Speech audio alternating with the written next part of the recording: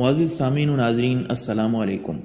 اللہ تبارک و تعالیٰ نے انسانوں کی ہدایت کے لیے مختلف انبیاء کرام مبعوث فرمائے، جنہوں نے اپنی اپنی قوم کو توحید و رسالت کا پیغام سنایا۔ اس ویڈیو میں ہم آپ کو تقریباً 30 سے زائد انبیاء کرام کے مزارات مقدسہ کی زیارت کروائیں گے۔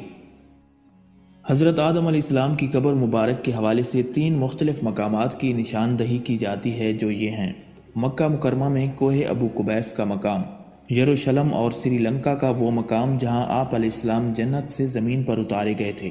حضرت آدم علیہ السلام کا قد 60 ہاتھ کے برابر تھا۔ جب حضرت آدم علیہ السلام وفات پا گئے تو فرشتوں نے انہیں کنول اور پانی سے الگ الگ غسل دیا اور انہیں کفن کی کئی تہوں میں لپٹایا۔ پھر انہوں نے ایک قبر تیار کی اور اسے دفن کیا۔ فرشتوں نے کہا، ان کے بعد بنی آدم کا یہی دستور ہوگا۔ ابن کثیر کے مطابق حضرت آدم علیہ السلام سری لنکا میں جس پہاڑ پر اترے اسی پر دفن ہیں۔ ایک اور قول کے مطابق آپ علیہ السلام مکہ میں کوہ ابو قبیس میں دفن ہیں۔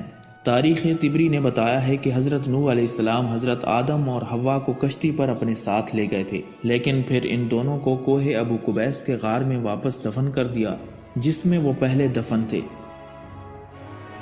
لبنان میں وادی عبیقہ کے قریب ایک گاؤں کو شیس نام سے پکارا جاتا ہے، کیونکہ اس جگہ کو حضرت شیس علیہ السلام کی تدفین کی جگہ سمجھا جاتا ہے، جو کہ حضرت آدم علیہ السلام کے بیٹے اور دوسرے نبی تھے۔ تدفین کے مقام پر ایک مسجد بنائی گئی تھی اور اس مسجد کے اندر حضرت شیس علیہ السلام کی قبر مبارک موجود ہے۔ اس کے علاوہ ایک روایت کے مطابق حضرت شیس علیہ السلام کی قبر کو فلسطینی گاؤں بشیت میں رکھا گیا ہے، اور اسی طرح عراق کے شہر موصل میں بھی آپ سے منسوب ایک مقام موجود ہے۔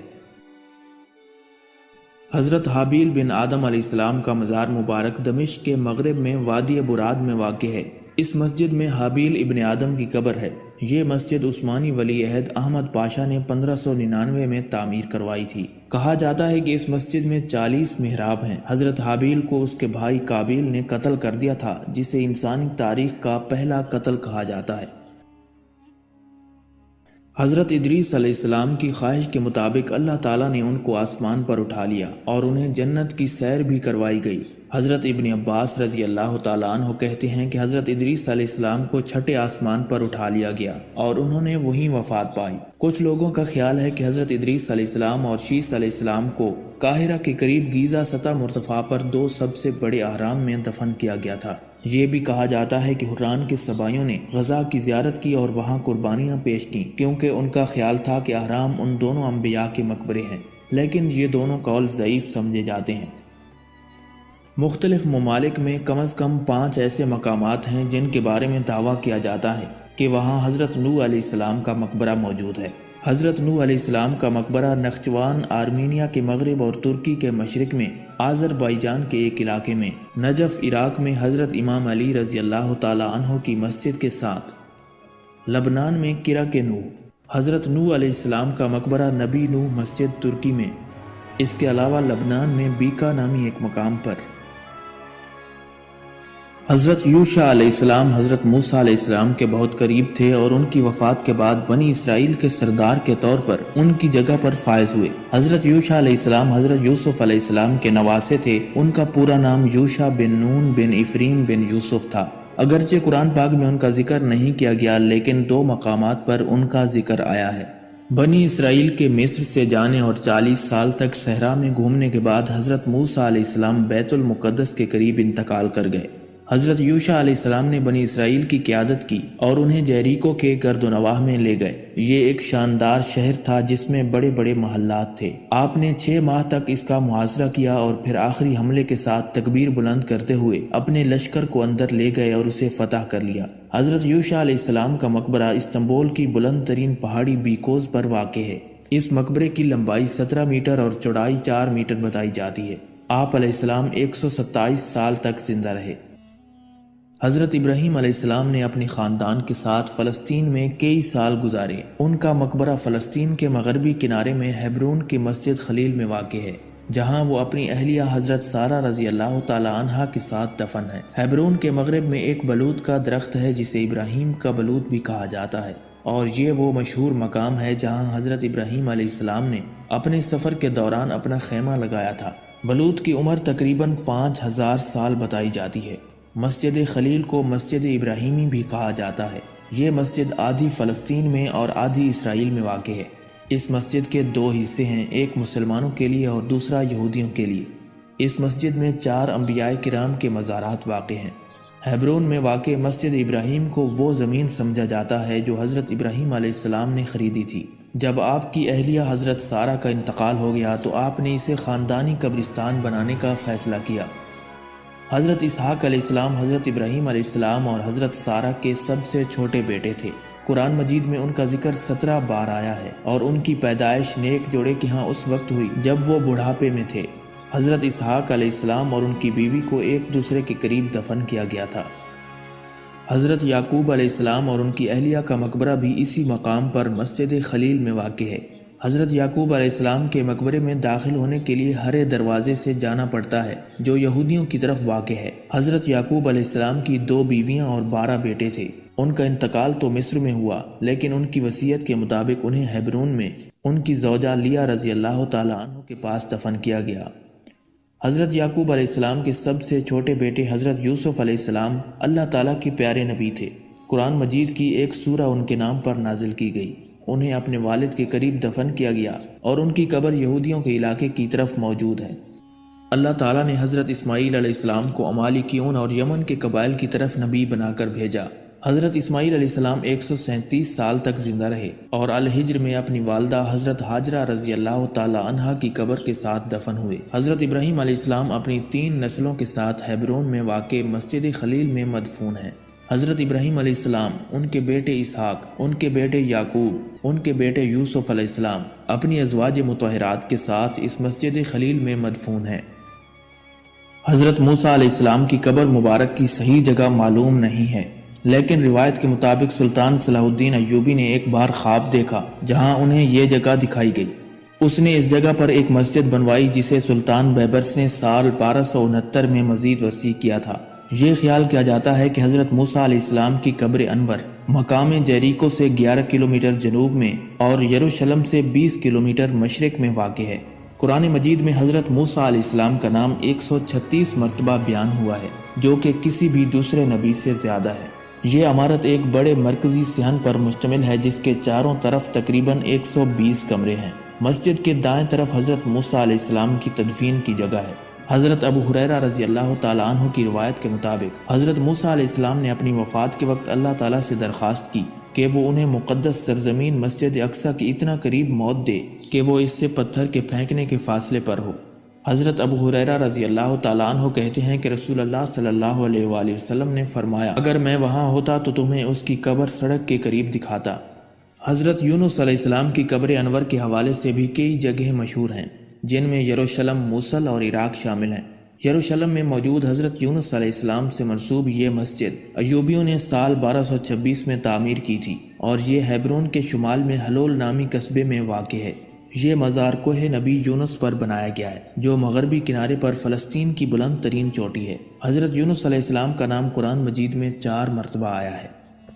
یمن میں واقع حضرہ موت نامی اس مقام کو حضرت ہود علیہ السلام کی تدفین کے بارے میں خیال کیا جاتا ہے۔ آپ علیہ السلام کو قوم عاد کی طرف نبی بنا کر بھیجا گیا تھا جو ان کی زبردست طاقت اور جسامت کے لیے مشہور تھے، تاہم اکثریت نے آپ کی دعوت کو مسترد کر دیا اور ایک طاقتور آندھی سے تباہ ہو گئے۔ قرآن پاک کی 11ویں سورت کا نام حضرت ہود علیہ السلام کے نام پر رکھا گیا ہے۔ ان کی تدفین کی جگہ شام میں ہونے کا دعویٰ بھی کیا جاتا ہے، لیکن اللہ تعالیٰ بہتر جانتا ہے۔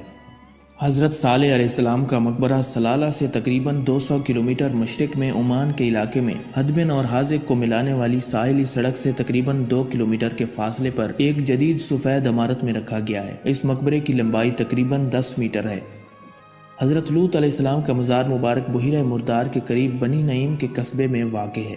حضرت لوط علیہ السلام کا نام قرآن مجید میں 17 مرتبہ آیا ہے۔ حضرت لوط علیہ السلام کو اہل سدوم کی طرف نبی بنا کر بھیجا گیا تاکہ وہ انہیں اللہ تعالیٰ کی طرف بلائیں۔ یہ لوگ ہم جنس پرستی میں ملوث تھے، بہت بڑے مجرم تھے اور زمین میں فساد پھیلاتے تھے۔ اللہ تعالیٰ نے قوم لوط کا واقعہ قرآن مجید کی سورہ الشعراء میں بیان فرمایا ہے۔ فلسطین میں واقع یہ عمارت وہ جگہ سمجھی جاتی ہے جہاں حضرت سلیمان علیہ السلام نے اپنے عصا پر ٹیک لگاتے ہوئے وفات پائی۔ یہ اس وقت سکول کے طور پر کام کر رہا ہے۔ حضرت سلیمان علیہ السلام نے 30 سال حکومت کی اور ان کے عوامی کام زیادہ تر جنات سر انجام دیتے تھے۔ حضرت الیسع علیہ السلام کی قبر مبارک الاوجم گاؤں میں واقع ہے۔ یہ گاؤں سعودی عرب کے مشرقی علاقے قطیف صوبے میں واقع ہے۔ 30 سال قبل بھی لوگ اس قبر انور کی زیارت کے لیے آتے تھے، لیکن قبر پر بنائی گئی مسجد کو سعودی حکام نے اس لیے ہٹا دیا تھا کیونکہ یہ سعودی عرب کے سرکاری مذہبی قانون کے خلاف تھی۔ چنانچہ سعودی حکام کے خوف سے لوگوں نے مقبرے کی زیارت کرنا چھوڑ دیا تھا۔ دمشق میں اموی مسجد میں ایک چھوٹا سا مزار ہے جسے حضرت یحییٰ علیہ السلام سے منسوب کیا جاتا ہے۔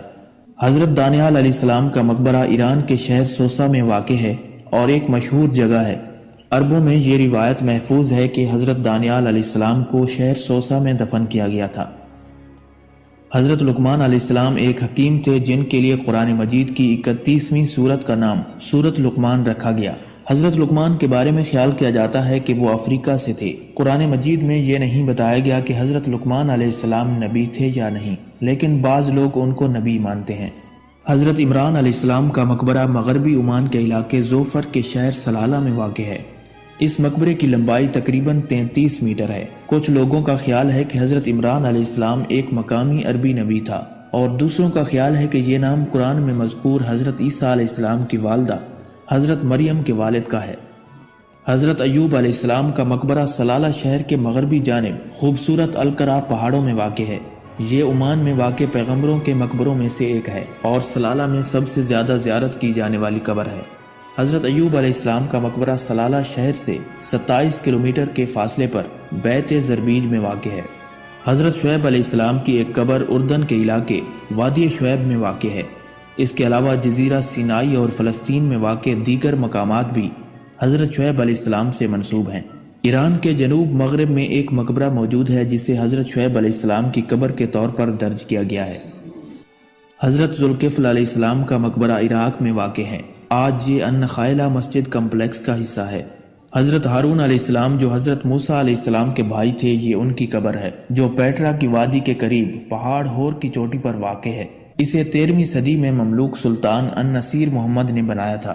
جب موسیٰ علیہ السلام کو اللہ تعالیٰ نے فرعون کے پاس جانے کا حکم دیا تو انہوں نے اپنے بھائی ہارون کو نبوت عطا کرنے کی دعا کی تاکہ وہ ان کی مدد کر سکیں۔